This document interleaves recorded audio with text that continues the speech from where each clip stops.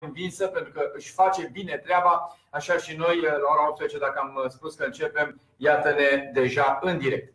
Suntem pe Facebook-ul meu, dar suntem și pe Facebook-ul suporterilor Universității Craiova, Fan Universitatea Craiova 1948.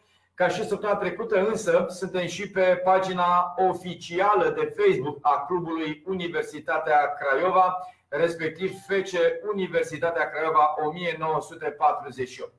Ușor, ușor se vor aduna suporterii, pentru că acum văd unul dintre administratorii paginii Fan FCU 1948 Craiova a inițiat o sesiune video preluând emisiunea noastră. Îl salut pe Cosmin Petrișor, cel care ne salută. Ușor, ușor, oho, iată deja crește numărul. Să ne ambiționăm ușor și să ajungem la minim 120 constant. Așa a fost săptămâna trecută. Îl salut și pe Constantin Neacșa, care ne urează să facem o emisiune cât mai plăcută. Doamne, cum crește! Deja gata, obiectivul e realizat, 145 în acest moment. Doamnelor, domnilor, acum vă salut din nou, pentru că sunteți foarte mulți și aș vrea să vă spun că ediția trecută a adunat 6.000 de vizualizări numai pe Facebook. 6.000, mă rog, erau 5.946 dimineața când ajunsesem în birou. Cât, glumeam eu, cât într-o etapă de Liga 1 pe toate stadioanele au fost oameni care au văzut emisiunea Universității Craiova de săptămâna trecută. Emisiunea Știința suntem noi se poate asculta acum pe aceste Facebook-uri, dar dacă vreți un sunet lacrimă, ca să spun așa, puteți intra pe site-ul www.radiosport1.ro. Acolo sunt foarte bine. Dacă vreodată nu sunteți în fața unui computer și nu aveți o viteză foarte bună, puteți să intrați pe telefonul mobil, descărcați aplicația Radio Sport 1 Live și ascultați emisiunile pe telefonul mobil. Începem ediția de astăzi anunțându-vă invitatul special. Voi ați dorit să-l chemăm pe unul dintre idolii voștri. Pepe Mircea Bornescu este în studioul nostru. Îi ridic acum microfonul, îl salut și mulțumesc. Aș vrea să vă spun că l-am sunat și discuția nu a durat mai mult de 15 secunde.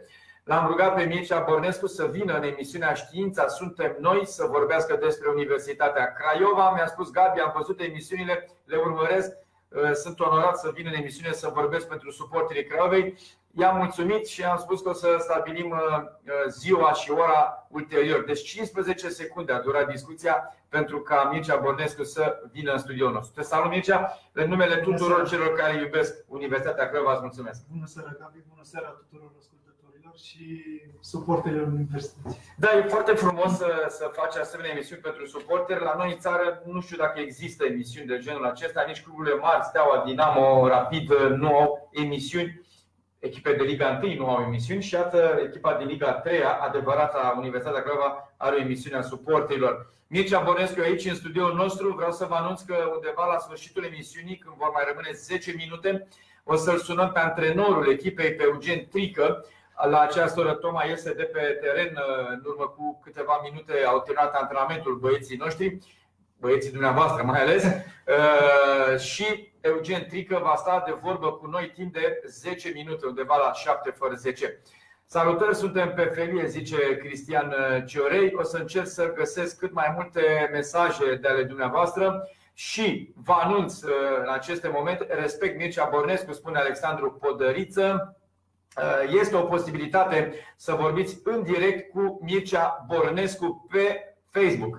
Trimiteți mesaje cele mai interesante sau poate că toate. Dacă vom reuși, le vom citi. Dacă sunt întrebări pentru Mircea Bornescu, trimiteți-le pe Facebook sau, atenție, puteți să sunați scurt. O să vă rog să nu ne lungim în dialogul cu Mircea Bornescu. Întrebați-l scurt ce simțiți dumneavoastră sau transmiteți ce doriți la unul din următoarele numere de telefon. Vă rog să vi le notați: 0314 364 966. Așadar 0314 364 966 sau pe 0314 364 937. Acestea sunt numerele la care puteți să vorbiți în direct cu idolul dumneavoastră Mircea Pepe Bornescu. Tot respectul pentru Bornescu, spune și Cosmin Petrișor. Încă un mesaj, am văzut, toate sunt multe și sar de pe pagină. Salutări din Viena, forța, știința, respect Mircea Bornescu, ale spre divizia B, spune de Radu din Austria. Am vrut să citesc intenționat, Mircea, câteva mesaje pentru a realiza în ce emisiune te afli și despre ce vom vorbi astăzi. Eu știu ce înseamnă să iubești Universitatea Craiova, știu ce reprezintă suporterii Universității Craiova și că sunt de mulți și cât de pătimoși sunt. Chiar o primă întrebare, ce înseamnă pentru tine? Detaliază un pic, ce înseamnă pentru tine Universitatea Craiova? Bineînțeles, suporterii adevărați știu ce reprezintă Universitatea Craiova pentru fiecare dintre ei. Pentru mine este o stare de spirit. Iubesc această echipă, este echipa la care m-am consacrat, la care am cunoscut cele mai frumoase momente din cariera mea de fotbalist și am rămas prieten cu foarte mulți oameni din Craiova și mă consider un fiu al Craiovei. Frumos, un fiu al Craiovei, o stare de spirit al Universității Craiova. Bine, de foarte multe ori eu scriu că este emisiunea Universității Craiova, acum care e una singură. Glumesc eu acolo, glumesc serios, pentru că ăsta este lucru pe care trebuie să-l înțeleagă toți. Universitatea Craiova e una singură. Salutări de la Cluj-Napoca, Bornescu, Forța Știința, Andrei Tudorache, salut Gabi, salut Mircea, respect Mircea Bornescu, spune Ștefan Liviu Bălășoiu și vor sosi în continuare multe mesaje. O stare de spirit, acolo ai învățat ce înseamnă fotbalul, te-ai născut cu Craiova în suflet. Bunicii mei sunt din Horezu. Flacăra Horezu. Da, și acolo în zonă toată lumea ținea cu Universitatea Craiova. Copilăria mi-am petrecut-o la bunici și de unde și pasiunea pentru Universitatea Craiova. Spuneai că toată lumea ținea cu universitatea atunci pentru că era un nume absolut fantastic. Singurul club din provincie care se lupta cu Steaua și Dinamo. Da. Și ai trăit acele momente fantastice. Povestește-ne un pic. Pur și simplu, în momentul când juca Universitatea Craiova și se transmitea meciul la radio, toți oamenii din sat, toată lumea, unde mergeai, auzeai numai Universitatea Craiova și Craiova Maximă. Deci nu se vorbea altceva decât despre.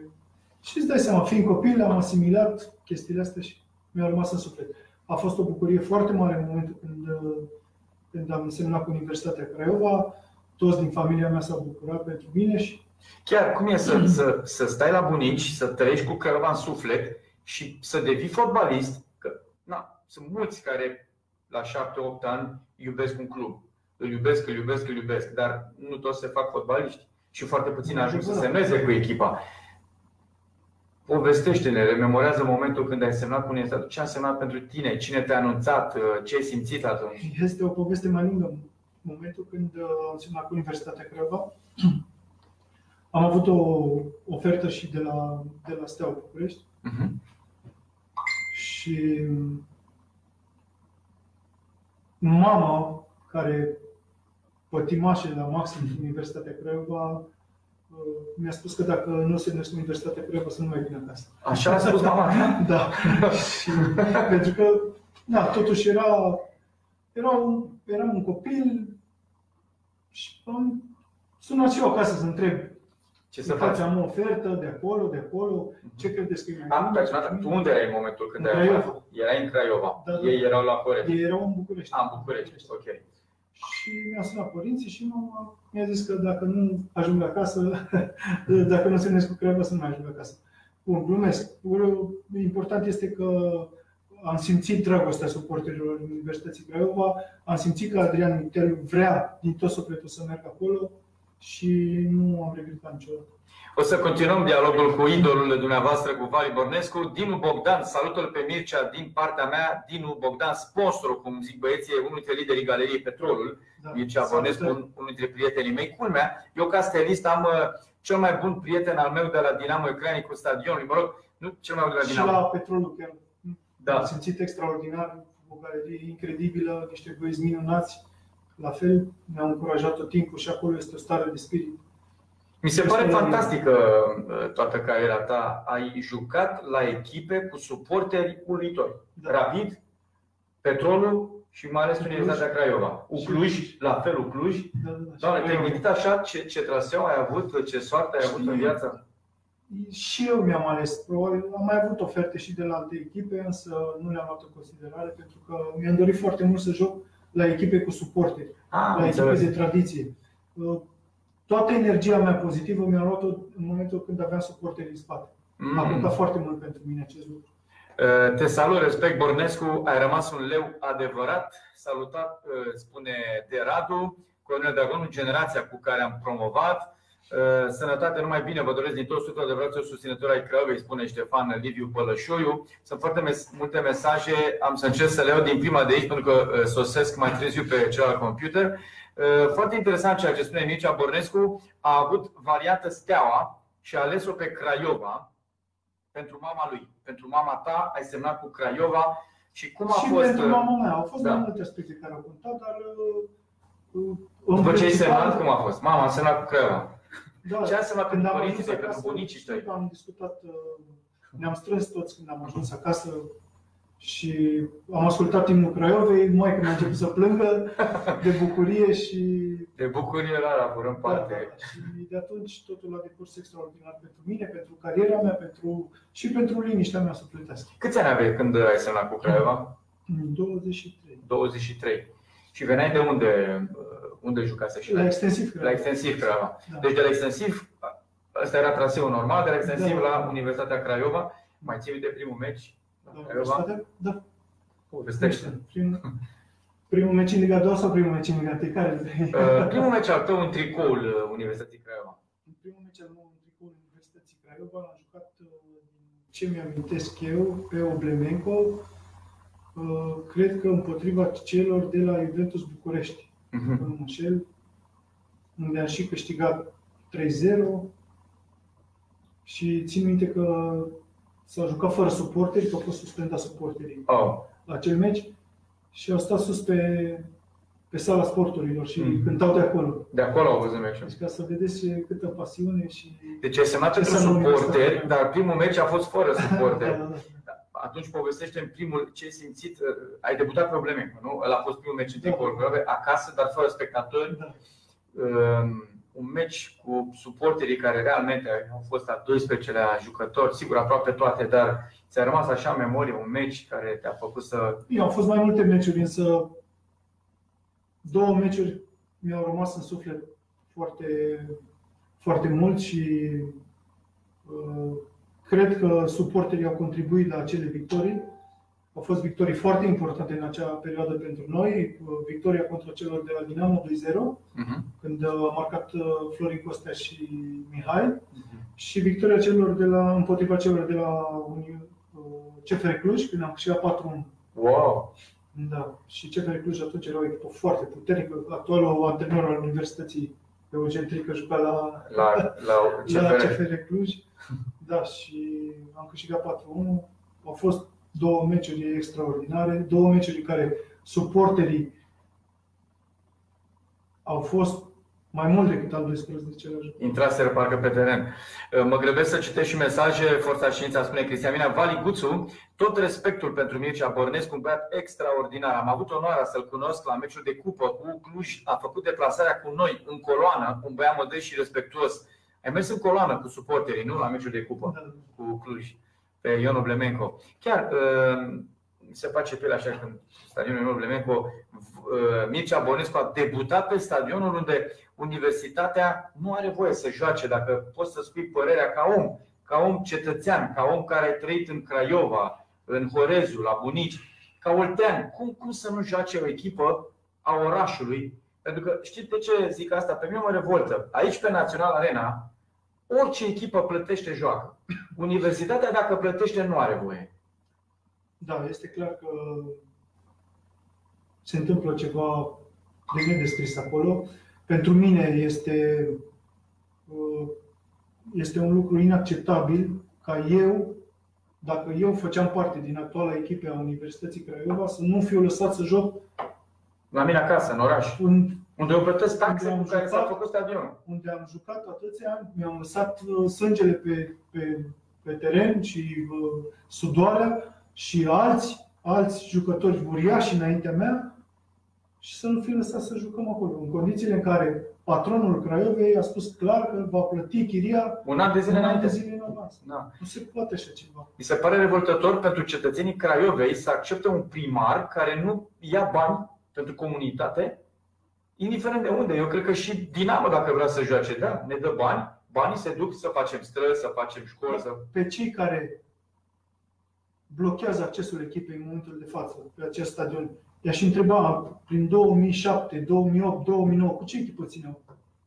Bună întrebare. Chiar uite o întrebare, ai fost căutat până în prezent de conducerea celor de la CSU, suporterul spune clonaților. Eu vă rog să nu vă supărați ca angajat al Federației și așa, nu știu cum rezist aici. Ai fost vreodată contactat de CSU? Dacă te sună mâine, CSU? Nu se pune problema pentru că am un respect uriaș față de suporterii Universității Craiova și nu aș vrea să-i dezamăgesc prin niște acțiuni ale mele care știu că îi vor răni. Chiar împotriva intereselor, să spunem, personale. Dacă să spunem, vine cu un contract de 5 ori mai mare decât la voluntari. De foame nu muri. Da, nu muri de foame. De la Moldova Nouă, respect, sănătate maximă, Mircea Bărnescu. Răzvan Rotaru, colegul de la Federația Română de Fotbal, spune: vă salut pe amândoi. Mircea are un băiat talentat la voluntari. Da, mulțumesc că te salut pe această cale. Vă salut, respect, Mircea Bărnescu, spune Ion Laurențiu Popa. Cu un autograf de la Mircea pe un steag cu numărul 23 am făcut fericită o fetiță de 12 ani din Spania. Auzi ce frumos. Parcă-ți vine nu? Cum să semnezi cu CSU? Corect. Repet, acest mesaj mă impresionează și pe mine. Foarte frumos, spune Vasi Popescu. Cu un autograf de la Mircea pe un steag cu numărul 23 am făcut fericită o fetiță de 12 ani din Spania. Apropo, am citit de pe ce IP-uri am fost urmărit săptămâna trecută. Dacă vă spun lista, ne apucă dimineața. Din câte țări au urmărit oamenii emisiunea noastră de ediția trecută, de săptămâna trecută. Și asta și datorită colegilor de la pagina oficială de Facebook a clubului FC Universitatea Craiova 1948. Și aș vrea o precizare să fac. M-au rugat colegii de la această pagină de Facebook. A fost acceptată de Facebook, de dita mai instituția Facebook, este o instituție care face președinți de stat. Facebook-ul a dat răspuns celor de la pagină, spunându-le că îi recunoaște ca pagină oficială FC Universitatea Craiova 1948. Și o întrebare pentru Mircea Bărnescu în continuare. Cum ți se pare această poveste? De fiecare dată, din nefericire, jurnaliștii, 2-3 care au mai rămas alături de Universitatea Craiova, trebuie să facă mereu precizarea echipa lui Mititelu sau adevărata, sau depinde cum simte fiecare. Cât de deranjant e pentru tine să auzi mereu la televizor Universitatea Craiova întâlnește pe FCSB, când de fapt Universitatea Craiova este în Liga 3. Gabi, știi foarte bine cum se face presa în ziua de astăzi. O anumită parte a presei. Lucrurile sunt clare. Oamenii știu cu exactitate cine este Universitatea Craiova, care este Universitatea Craiova adevărată și nu cred că mai trebuie să facem vreo completare sau să dezbatem cine este Universitatea Craiova adevărată. Care dintre ele? Tu ai pus o întrebare bună. Dacă îi vedea în față pe cei care nu lasă Universitatea Craiova să joace, cu cine țineau în 2007, în 2008, 2009, nu? Ai prieteni cu care ai asemenea dialog, prieteni craioveni? Normal, dar prietenii mei toți adevărați țin cu Universitatea Craiova. Am înțeles. Dar amicii care se duc la meciuri de Liga 1, chiar ce părere ai despre cei care merg la meciurile celor de la CSU? Nu am nicio părere, este o alegere a lor, însă sunt convins că dacă Universitatea Craiova va promova în Liga 2 și va avea un parcurs bun spre Liga 1 și vor juca pe probleme, o să va fără dar și poate. E foarte interesant ce spui, pentru că Narcis Răducan la mine în emisiune a spus că echipa Steaua din Liga 4, dacă promovează până în Liga 1, va umple stadionul și toți cei care sunt la FCSB trec la Steaua. Motiv pentru care Cici Becai l-a dat afară din club. la mine în emisiune, a zis-o și a spus-o sincer. A considerat că dacă Steaua ar promova, ar umple stadionul și s-ar întoarce toți alături. Tu spui că dacă Universitatea promovează în Liga a doua, umple stadionul. Problema e că nu va juca pe Umblemenco. Și vor avea dacă vor fi lăsați și vor avea un parcurs bun în Liga a doua, vor juca cu stadionul plin. Eu am trăit Liga a doua, Universitatea Craiova pe Umblemenco cu stadionul plin. Te mai întreb ceva trist. Ce ai simțit? Ce făceai în momentul când ai auzit știrea că Federația Română de Fotbal a dezafiliat Craiova? Ce ai simțit în momentul acela? Nu mi-a venit să cred în prima fază. Am verificat informația de vreo 2-3 ori și nu puteam să concep cum un club ca Universitatea Craiova poate fi dezafiliat. Și cine a avut curajul să facă asemenea lucruri. Nu puteam să concep cum cineva și-a asumat să se joace cu sentimentele milioanelor de suporteri. Universitatea Craiova are milioane de suporteri. Nu poți să-ți bagi joc de oameni. Da. De un oraș, de o regiune întreagă. De o țară, că în București sunt o grămadă. Exact. Peste tot. Da. Peste tot sunt oameni care țin cu Universitatea Craiova și nu numai olteni. Exact. Sunt oameni care țin cu Universitatea Craiova. Cum poți să faci asemenea lucruri? Da, mi s-a părut realmente inconștientă acea decizie, revoltătoare. Și în continuarea întrebării, clar, cum ți s-a... Dar chiar, fiind în fotbal, activezi în fotbal, n-ai ieșit niciodată din fotbal, ai avut vreodată un moment când la anumite evenimente te-ai întâlnit cu Dumitru Dragomir sau cu Mircea Sandu? Păi, Dumitru Dragomir a fost președinte la Voluntari când jucam, când eram jucător la Voluntari. Dar n-am discutat. Bănuiesc ce urma să mă întrebi. Da. N-am discutat niciodată despre Universitatea Craiova pentru că nu am considerat că e mai bine să nu am acest dialog.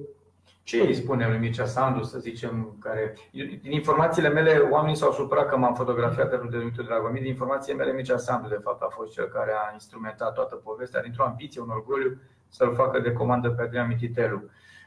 Și că Dumitru Dragomir a avut un rol mult mai mic și chiar le-a spus: băi, fraților, aveți grijă, nu vă jucați cu asta, că nu e în regulă ce faceți. N-ai întâlnit. Ce îi spune lui Mircea Sandu dacă le vedea? Nu, același lucru l-aș întreba. Cum a avut tăria și puterea și inima să lase milioane de suporteri fără echipă. Da, revoltător tot ceea ce s-a întâmplat. Pe mine m-a deranjat foarte mult faptul că ei, ca să liniștească suporterii, au făcut repede o altă echipă. Că au zis: bă, hai să-i liniștim pe nebunii aia. E clar că a fost un plan pus la punct de mult timp, instrumentat și organizat foarte bine, în care să-l dea la o parte pe Adrian Mititelu, să acapareze suporterii, o parte din suporteri pe care eu îi cunosc și care ne aplaudau pe noi, echipa Universității Craiova care a jucat pe Umblemenco. Da. Ne aplaudau și ne apostrofau când pierdeam sau erau alături de noi, sufereau. Acum sunt cu o altă echipă. Eu n-am înțeles asta niciodată. În momentul când iubești o echipă, o iubești indiferent, până la capăt. Indiferent că joacă bine, că joacă rău, indiferent că se află în Liga 1 sau în Liga 3. Este echipa ta și nu renunți niciodată la ea. Îi apreciem pe cei din străinătate care mergeau la Glasgow Rangers în Liga 4, 40.000. La Napoli 50.000 Liga 3. La Fiorentina Liga 2, mai era un exemplu, îmi scap acum, Glasgow Rangers, Napoli, Nottingham Forest, câștigătoare de Champions League, jucat în Liga 3 a 4. Exemple, și la Petrolul, în Liga 2, cu Cluj în Liga 2. Adică apreciem că toți au rămas alături de echipă, indiferent de ligă, numai la noi s-au dus că e la Liga 1. Deci asta m-a revoltat, că au făcut repede o echipă și au și băgat-o repede în Liga 2. Împotriva tuturor regulamentelor în vigoare. Adică cum să bagi doar ca să închidă gura unor oameni? Exact. Bine, suporterii adevărați și suporterii care sunt pătimași și știu ceea ce înseamnă să îți iubești echipa, au rămas alături de Universitatea Craiova. Ne întoarcem la meciul de cupă. Ai fost în coloană, te-ai dus cu suporterii la meciul cu Cluj. De ce? Da. Am vrut să fiu și alături de primul meci al lor pe Umblemenco. Am vrut să văd și stadionul. Înainte n-ai fost la niciun meci? De ce? N-au avut acces. Echipa mea... Tu n-ai fost la niciun meci acolo să vezi. Nu te duci la niciun meci al echipei CSU? Nu, n-am fost niciodată. CSU a jucat cu voluntari? A jucat. Și n-ai fost la meci când a jucat cu voi, cu voluntari? Eram voluntari pe bancă. Am înțeles, da. Ok. Și am vrut să văd și eu stadionul, am vrut să văd atmosfera. Mi-era dor de atmosfera de la Craiova. Și a fost ceva senzațional. A fost ceva ce te așteptai? În afară de rezultat. Bine, onorabil, adică. Da, nu, dar păcat că se putea repeta. Exact. Se putea repeta drumul frumos către Craiova. Totul a fost extraordinar. Și atitudinea suporterilor vis-a-vis de echipă, pentru că au văzut că și băieții au dat tot ce au putut. Cam asta trebuie să se întâmple la Craiova. La un club mare, să vezi jucătorii că dau totul pe teren. Dreptate pentru Craiova, CSU Universitatea, spune Gabriela Voineag. Lasă Craiova, Mircea e rapidist, spune Mihai Nicolae Zeicu. Mircea trebuie să facă parte din stafful echipei. E printre puținii foști jucători care au coloană vertebrală și nu s-a vândut. Asta înseamnă să ai caracter, zice Vali Guțu. Respect Bărnescu, spune Constantin Brandiburg. Mai au și alte mesaje care s-au dus. Îmi cer scuze față de cei care nu le-am citit mesajul. Mircea Bărnescu, iată-l pe Marian Rada. A apărut și el, se uită Marian Rada, pe care eu îl respect pentru că împotriva propriilor interese el a rămas cu orice risc, a rămas alături de Rapid București. Și mie mi se pare intră în categoria celor oamenilor cu coloană vertebrală. Exact, Naemanea, Rică Răducanu, deci Marian Rada, exact. Oameni care puteau să facă lucruri bune pentru ei, pentru familiile lor în viață și au ales să rămână acolo unde, deși le era mai greu. Da, dar asta înseamnă să iubești cu adevărat un club, să ai pasiune pentru acel club, să suferi. Exact. În momentul când este rău, să suferi alături de acel club și să te bucurie e mai mare când exact. Vine după un asemenea moment. Chiar ce înseamnă pentru tine? Pentru că este evident, numai o calamitate mai poate opri Universitatea Craiova din drumul spre Liga a doua. Ce înseamnă? Urmărești meciurile din Liga a treia, le urmărești pe YouTube, ca un suporter înfocat, nu te uiți la meciuri. Ce înseamnă pentru tine promovarea în Liga a doua? Sincer, veți fi adversar. Sincer, în momentul de față este o performanță. Faptul că au revenit, au avut puterea de a reveni și a promova, nu este ușor, nu va fi ușor. Clar. Însă sper din tot sufletul că Universitatea Craiova să nu se mai oprească decât în Liga 1. Acesta ar fi drumul după ratarea de una. Rapid să revedem meciurile de altă dată, Petrolul, meciurile de altă dată. Care era meciul care îți plăcea ție cel mai mult și te gândeai tot anul la el? Abia așteptai să înceapă. Toate meciurile care le jucam contra celor de la Dinamo, contra Stele, contra Rapidului. Meciuri senzaționale, cu suporteri, cu atmosferă, cu presiune. Deci, vă dați seama, într-un derby ce presiune poate apăsa pe un jucător. Eu știu și înțeleg pe jucătorii din ziua de astăzi. Bine, nu mai sunt derbiurile ce erau altă dată. Am jucat cu Dinamo, la ora 9 era meciul, 9 fără un nu mai știu exact, și la ora 6 era stadionul plin. Și ne stăteam în pat și ne uitam la televizor și vedeam transmisie directă de la Craiova, stadionul plin. Nu știu la ce vrei meciul, da. Vor fi meciuri de pe vremuri. Am ieșit pe hol să văd dacă sunt colegii vorbi, pe ca fără mine. Nu m-a anunțat. Da, știu că se rezervă asta. Nu știam, și era stadionul plin. Știi ce? Simt să zic două lucruri, mai ales unui mare suporter și un nume mare al Crăvei, cum ești tu, Mircea Bărnescu. Eu cred că promovarea în Liga 1 la anul calendaristic, deci vara viitoare, nu vara aceasta, vara aceasta va fi Liga 1, că normal așa ar trebui. Soarta așa ar trebui să fie Liga 1. Eu cred că atunci se dărâmă stadion. În primul rând, sunt obligat să o lase pe Craiova acolo pentru că e Liga 1. Așa e contractul, dacă nu schimbă de timp. Eu cred că toată suferința asta de 9 ani, care vor deveni 10-11, va demora stadionul realmente. Adică va fi ceva, eu am spus lui Adrian Mititelu că dacă ia echipa și joacă în fiecare oraș, stadionul e plin. Atât de mare suferință și atât de mare ar fi bucuria încât va fi nebunie. Deci, în momentul când am promovat Universitatea Craiova din Liga 2 în Liga 1, am promovat am jucat la Târgu Jiu. Deci vreau să spun că în momentul în care ne-am întors de la stadion către Craiova, am plecat din Târgu Jiu către Craiova, oamenii erau la poartă, oameni cu steagă, cu fulare, tot drumul. Deci tot drumul, prin orice sătuc, pe oriunde treceam, oamenii erau la poartă și ne aplaudau. Foarte, foarte frumos. Și aveam 200-300 de mașini în față, 200-300 de mașini în spate. Da, coloana. Așa am ajuns la Craiova. Formidabile lucruri pe care cu siguranță suporterii le știți și vreți să le retrăiți cât mai repede cu putință. Ar fi minunat pentru Craiova, adică anul viitor. Un apel acum, dacă vrea cineva să vorbească în direct, realmente să discute cu Mircea Bonescu prin telefon, sunteți la un telefon distanță, ca să spun așa. Puteți să-l sunați acum pe Mircea Bonescu, să-i mulțumiți pentru cum vorbește, să-i mulțumiți pentru caracter, pentru coloana vertebrală, pentru faptul că e de-al vostru. Este leu. Cum zic eu, leul e la putere. Leul e cel mai puternic. Chiar dacă... Bine, am avut norocul și de niște colegi minunați la Universitatea Craiova, de niște fotbaliști adevărați, chiar dacă nu am făcut noi mare performanță.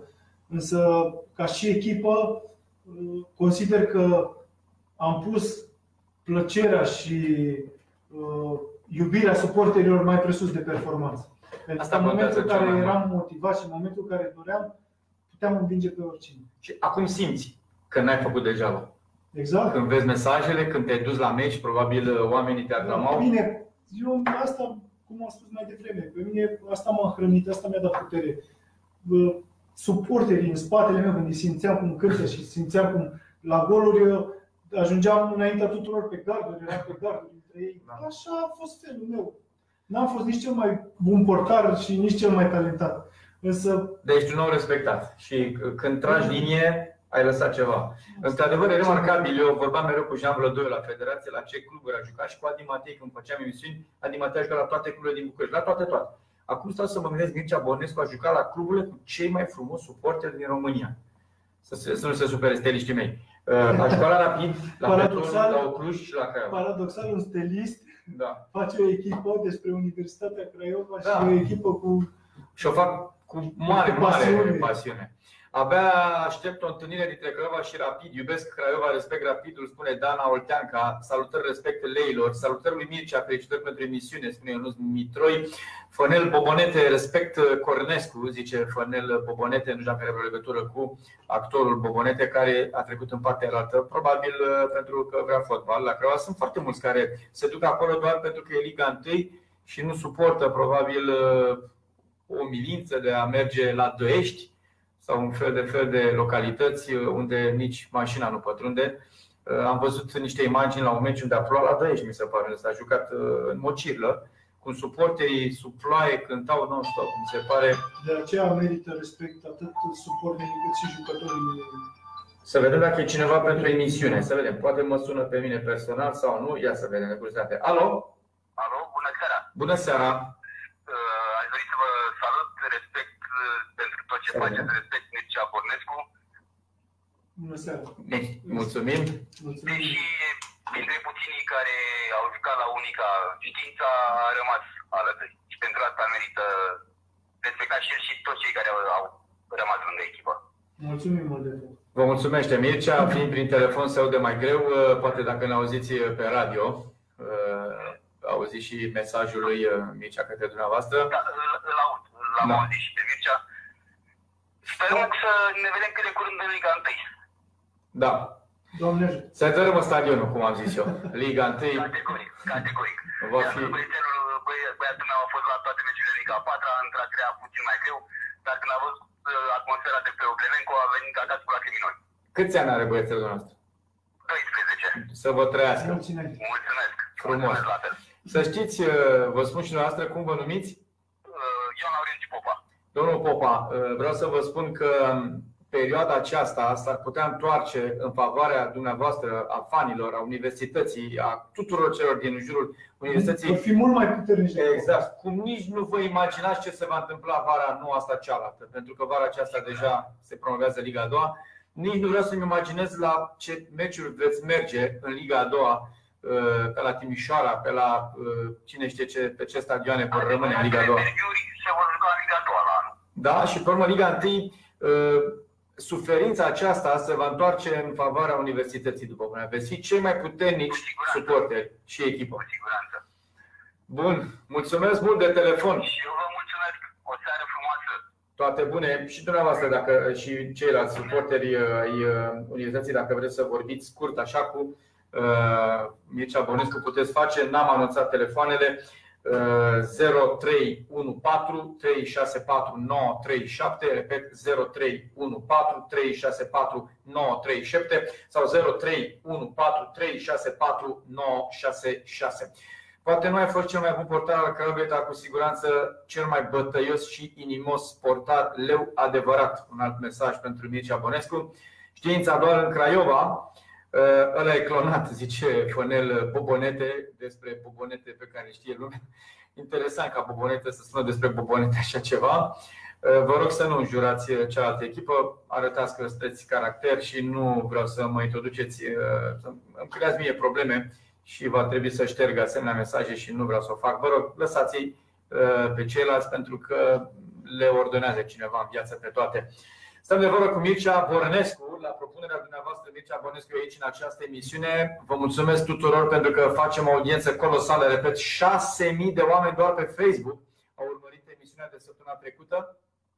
Și aceasta, la ce văd, la ce număr este acolo pe ecran, o să bată recordul. Respect pentru cuvintele frumoase pentru FCU Craiova, unica echipa a Băniei. Hai FCU Craiova, din Anglia, vă salut. Am fost la meciuri la FCU în divizia 4 sau a 3-a, Știința suntem noi. Cineva din Anglia, Marin Tudorache, a trimis mesajul. Ai zis un lucru foarte important. Cred că universitatea va deveni mult mai puternică după suferința aceasta. Cu siguranță. De ce crezi? Și suporterii universității vor deveni mult mai puternici și mult mai uniți. Da. Pentru că puterea unei echipe nu stă decât în suporteri. Indiferent câți bani ai avea, dacă nu ai suporteri, știi ce? Eu am mai zis odată și nu mi-e frică să o mai spun odată. Ratarea promovării din ediția trecută a spălat clubul și tribuna. Adică au rămas cei care realmente sunt fideli. Ai nevoie în viața unei echipe de un asemenea moment ca să vezi cine e cu tine. corect. Asta spun eu.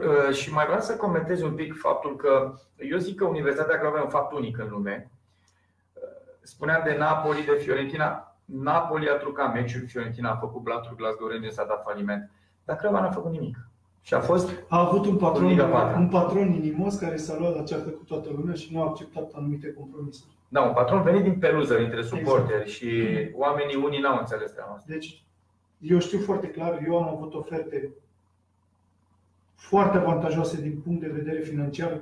Florin Costea la fel. Deci nu știu dacă a existat vreun jucător la Universitatea Craiova să nu fie avut vreo ofertă avantajoasă din punct de vedere financiar pentru club. Da. Nu neapărat pentru noi. Iar Adrian Mititelu s-a opus tocmai din dorința de a face performanță. De a face o echipă mare, să se bată cu Steaua și Dinamo. Asta și-a dorit Mititelu totdeauna. Într-adevăr, recunoaște că aia a fost o greșeală. Deși avea probleme financiare, a vrut să facă echipă, recuperând banii prin performanță. Nu se punea problema să discutăm de un transfer la Steaua sau la Dinamo. Da, nu, zic că se bătea cu ei. Da.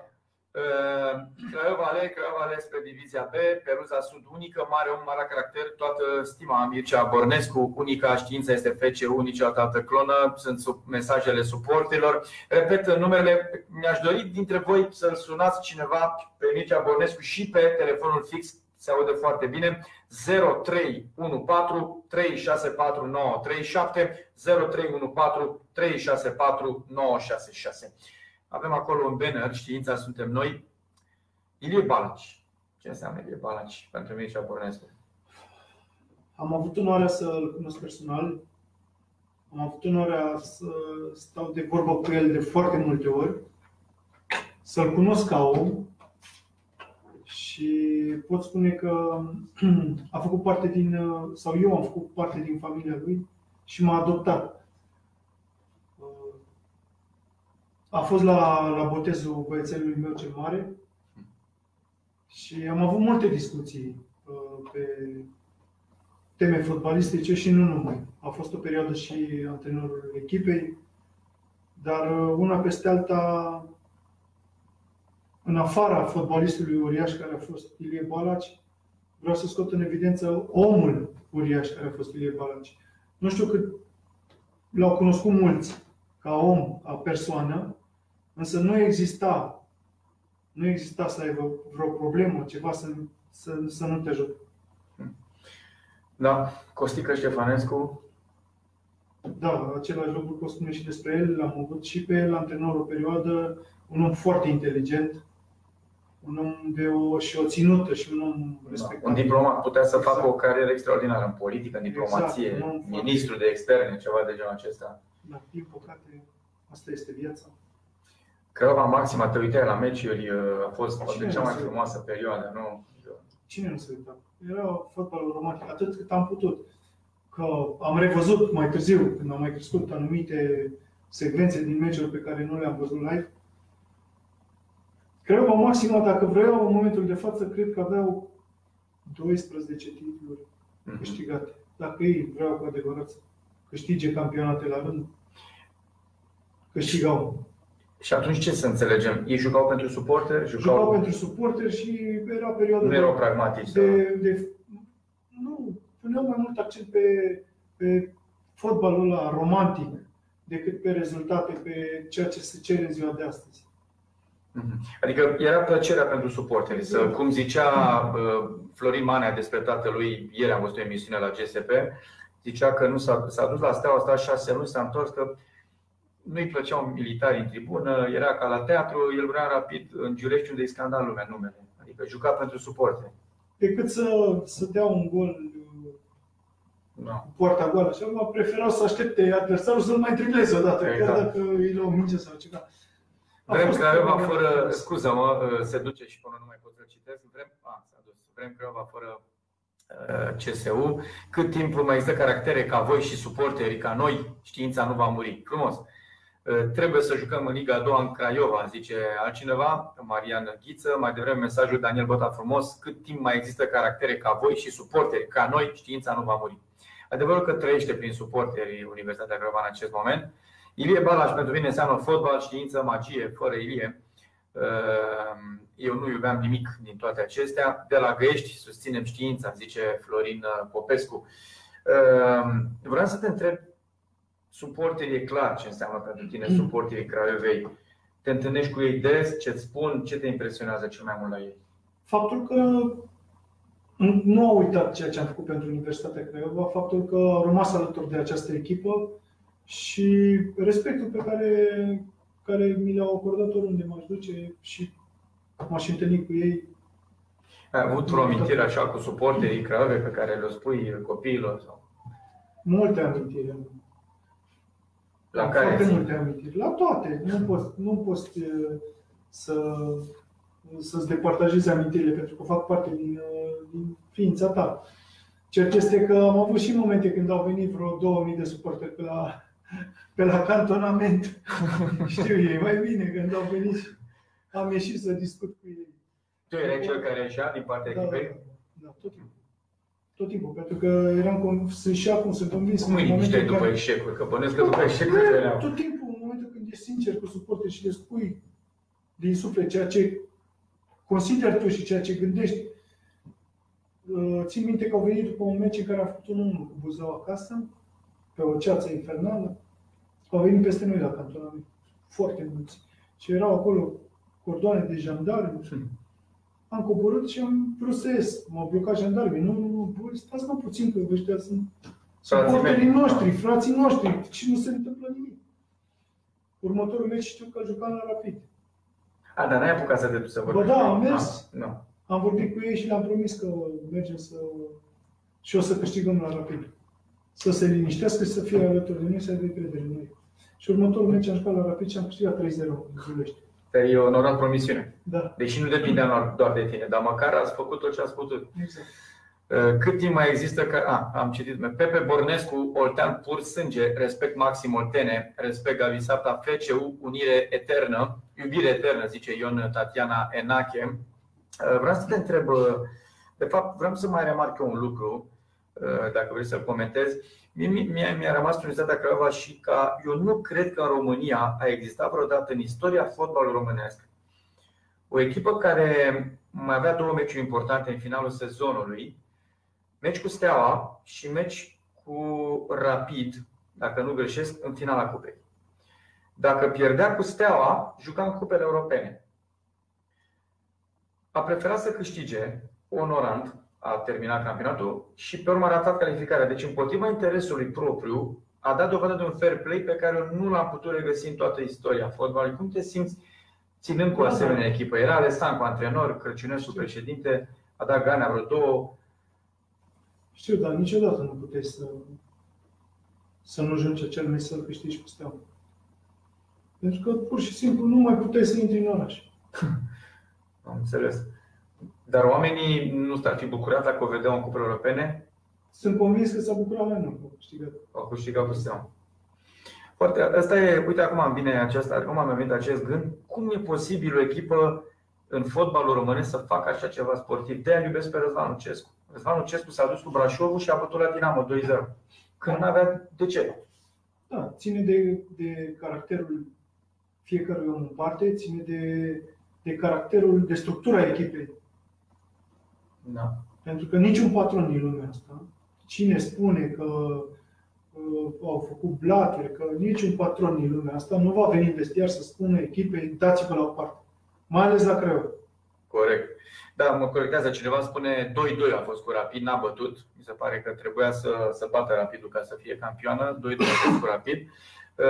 Eu vreau să mai povestești un pic, pentru că în scurt timp o să luăm legătura și cu Eugen Trică. Povestește-ne un pic din perioada când jucai la Craiova, în vestiar. Cine era omul puternic din vestiar? Spune-le suporterul, cum a fost viața ta în vestiarul Craiovei? Un meci, 2. Ce să spun, tot timpul găseam soluții să ne automotivăm. Au fost și momente mai puțin bune în care aveam niște căderi inexplicabile și după care reveneam, aveam vreo 7-8 meciuri la rând fără înfrângere. Și în vestiar tot timpul aveam o atmosferă foarte bună pentru că eram toți apropiați de vârste, nu erau mari diferențe între noi. Cum era după acea perioadă de 6-7 meciuri? Cum era viața în oraș? Puteai să ieși pe stradă? Era foarte greu și foarte frumos în același timp, pentru că suporterii tot timpul vreau să pătrundă în viața ta, să fie alături de tine. Alo, da, să rămână. Din Brașov vă contactez, Forța Știința. Din Brașov, Forța Știința, auzi, cum te numești? David Botea. David Botea. Așa ai zis, da? Vă urez sănătate și dumneavoastră și domnului Bornescu. Multă sănătate și ție. Vrei să-l întrebi ceva pe Mircea Bornescu? Da. Te rog. Dintre Universitatea Craiova și FC Rapid București, ce echipă ați alege? Asta. Da, nu, ideea este în felul următor, că am avut bucuria și onoarea și fericirea de a-mi împăca părinții, pentru că tatăl meu ține cu Rapid. Mama mea este olteancă. Și viața a făcut în așa fel încât să-i mulțumesc pe amândoi. Frumos. Ai avut, acum stau și mă gândesc cât de fericit poți să fii după toată cariera ta de fotbalist, să ajungi la cluburile cu cei mai frumos suporteri, la Rapidul tatălui tău, la Craiova mamei tale. Da, pot spune că am avut o carieră exact cum am simțit eu, cum mi-am dorit eu. Cu multe lucruri bune, cu lucruri mai puțin bune, pentru că în viața unui om este important să ai și lucruri mai puțin plăcute, pentru că apoi să le apreciezi mai mult pe cele care sunt bune. Mulțumesc mult, David, pentru telefon. Mulțumesc și eu, vă mulțumesc. Toate bune. Alo? Alo? Bună seara, Eugen! Bună seara! La mulți ani, Eugen, e prima intervenție a ta în direct în emisiunea Știința Suntem Noi. Să ai un an așa cum îl doresc toți suporterii. Fericit! Mulțumesc la fel, la mulți ani și ție și tuturor suporterilor Universității Craiova și ascultătorilor tăi, Gabi. Mulțumesc mult, Eugen. În studio este Pepe Bornescu. Salutare, salutare! Salut, Eugen, și îți doresc multă sănătate și multă baftă. Mulțumesc la fel. Cum este? Totul în regulă? Totul în regulă, da, mulțumesc. Și mă bucur pentru evoluția echipei, pentru tine și îmi doresc din tot sufletul să ajungi în Liga 1 cu echipa și să faci performanță. Mulțumesc frumos, mulțumesc. Ești unul dintre băieții de mare caracter și un mare antrenor care vei rămâne în istoria Craiovei, sunt convins. Îți mulțumesc frumos pentru cuvintele frumoase, Sport. Nu sunt cuvinte ușor de aruncate așa în vânt, pentru că un oltean precum Eugen Trică să se ducă în Liga 3-a, îți dea seama, promovarea în Liga 1 e de statuie, ca să forțez așa un pic. Mi se pare într-adevăr remarcabil. Cine ține acum în Liga 4-a și apoi în Liga 3-a cu Craiova, în aceste momente, ăla e chiar suporterul Craiovei, după părerea mea. Și e remarcabil să fie alături de echipă în Liga 3-a, nu? Așa este, vezi dreptate, dar mai ușor cu periatul de la mine nu ține și eu fac doar treaba. Eu fac doar treaba profesionismului, eu stat de pe la chiar dacă era și Liga 4 și Liga 5-a, veneam și ajutam această echipă, pentru că și această echipă mi-a dat foarte mult. Corect. Două întrebări, Eugen. Cum este perioada de pregătire? O săptămână deja de antrenament. Urmează pe 25 sâmbătă, parcă e 25, plecați în Antalya 3 săptămâni. Cum sunt băieții? Cum îi... Avem deja 10 antrenamente la timp, tot în regulă. Băieții au venit foarte bine din vacanță, au respectat cu strictețe programul. Am văzut că n-au kilograme în plus. Poate la 2-3 un kilogram așa nu s-a cunoscut. Deja au luat ajuns prin antrenamente. Mai facem mâine un antrenament, vineri după amiază și deja sâmbătă dimineață decolăm spre Antalya. Unde ne așteaptă 7 amicale bune, cu echipe bune. Acum este o perioadă de acumulări fizice, este normal, asta am și discutat cu băieții. Ei se implică. Ca și când a început turul de campionat, la fel, eu sunt foarte mulțumit de ei și sper să țin în continuare la fel. Două întrebări mai am. O să te rog dacă ți se pare interesantă să ne spui cât ți se pare provocarea lansată săptămâna trecută de unii suporteri ca obiectiv al sezonului echipa să termine neînvinsă acest campionat, care probabil va ține în priză permanent până la ultima etapă. Asta ne dorim cu toții, v-am spus și înainte. Orice meci trebuie să luăm în parte și să câștigăm. Așa se întâmplă și cu meciurile amicale, asta ne-a